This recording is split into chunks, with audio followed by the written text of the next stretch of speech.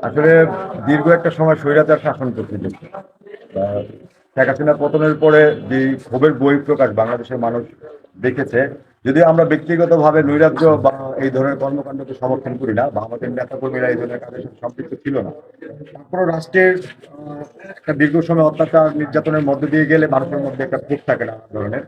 এই ক্ষোভের বহিঃপ্রকাশই এই ধরনের অগ্নিকাণ্ডগুলো ঘটেছে। তো আমরা চাচ্ছি যে যতদিন পর্যন্ত মুন্সিগঞ্জের এই ধরনের যে সমস্ত স্থাপনা অগ্নিসংযোগ করা হয়েছে এবং যেগুলো এখনো পর্যন্ত তাদের কার্যক্রম চালু করার জন্য প্রস্তুতি হয়নি, সেগুলো পরিষ্কার থেকে শুরু করে কার্যক্রম চালু পর্যন্ত যা যা করণীয় আমরা তাদের আইন শৃঙ্খলা বাহিনী এবং সরকারের কার্যে যারা নিয়োজিত রয়েছেন সরকারি কর্মকর্তা তাদের পাশে থেকে আমরা তাদের পুলিশ তো অবশ্যই জনগণের বন্ধু, আমরা সেটা বিশ্বাস করি। যদিও বিগত দিনে স্বৈরাচার সরকার পুলিশকে অবৈধভাবে ব্যবহার করেছে, তাদের ইচ্ছার বিরুদ্ধেও নানাভাবে তাদের অন্যায় কাজের সাথে যুক্ত রেখেছে। আমরা আশা করি যে আগামী দিনে বাংলাদেশের পুলিশ বাংলাদেশের জনগণের বন্ধু হিসেবে কাজ করবে, সেই বিশ্বাস রেখে আমরাও পুলিশের পাশে থেকে কাজ করব ইনশাআল্লাহ।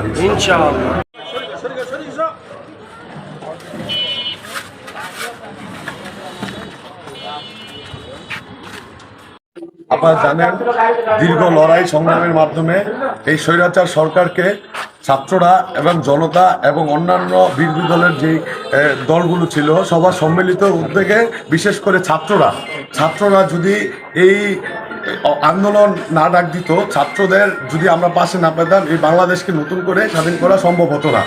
যাই হোক, এই প্রেক্ষাপটে মুন্সিগঞ্জের সকল শহীদদের প্রতি শ্রদ্ধা জানিয়ে আমরা নতুন বাংলাদেশ বিনির্মাণে এই মুন্সিগঞ্জের আইন শৃঙ্খলা রক্ষাকারী বাহিনীর তাদের সহযোগিতার জন্য আমরা মুন্সিগঞ্জ সদর থানা অলরেডি আপনারা দেখেছেন যে এগুলো আমরা পরিষ্কার পরিচ্ছন্ন কাজে লেগে গেছি এবং আমাদের ছাত্ররা এবং দলীয় কর্মী নিয়ে আমরা এগুলা সকাল থেকেই এখানে কাজ করছি। দলীয় হাইকমান্ড যারা আছে তারা আমাদের বলেছে বাংলাদেশকে নতুন করে সাজাতে যা যা করা দরকার আমাদের কর্মীদের মাঠে থেকে নৈরাজ্য এবং মানুষের জানমাল রক্ষার জন্য যা যা করা দরকার এগুলা করার নির্দেশ দিয়েছে। সেই নির্দেশনা অনুযায়ী আমরা আজ থেকে এগুলা বাস্তবায়ন করতেছি। মুন্সিগঞ্জ জেলা যুব দলের নেতৃত্বে মজিবুর দেওয়ান ভাই, মাসুদ রানা ভাই, মুন্সিগঞ্জ শহর যুব দলের যারা আছি তারাই আমরা এগুলা করতেছি আর কি।